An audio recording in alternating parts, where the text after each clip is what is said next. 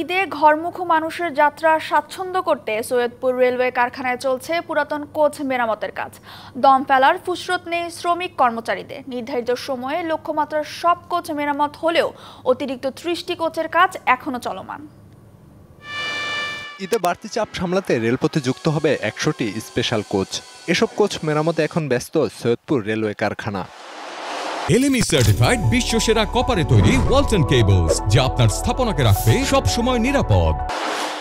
শ্রমিকদের অক্লান্ত পরিশ্রমে এরই মধ্যে হস্তান্তর হয়েছে ১০০টি কোচ। অতিরিক্ত ৩০ কোচের মেরামত চলছে ক্যারেজ, বগি, ওয়াগন, পেন্ট সহ বেশ কয়েকটি শপে। লক্ষ্যঝক্কর এসব কোচ মেরামত করে নতুন রূপ দেয়া হচ্ছে। পুরাতন চাকা মেশিনে ঘষে করা হচ্ছে সচল।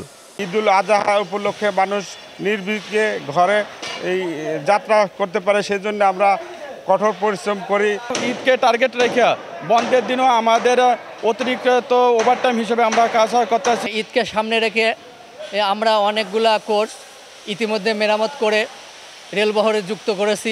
সেবা নিশ্চিতে মাত্র ২৫% জনবল দিয়ে চলছে মেরামত কাজ। আগামী দিনগুলোতে আমরা অতিরিক্ত হিসেবে আরও ৩০টা কোচ আউটরানের টার্গেট নিয়েছি, যাতে অতিরিক্ত যাত্রী রেলে তারা চলাচল করতে পারে এবং ঘরে ফিরতে পারে ঈদ উপলক্ষে। ঈদের যাত্রী ভোগান্তি কমাতে দেশের বিভিন্ন রুটে যুক্ত হবে অতিরিক্ত কোচগুলো। ঢাকা থেকে বহির্মুখী ট্রেনগুলোতে যুক্ত হবে।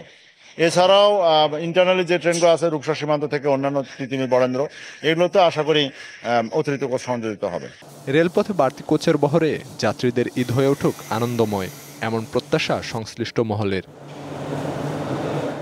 DBC news desk.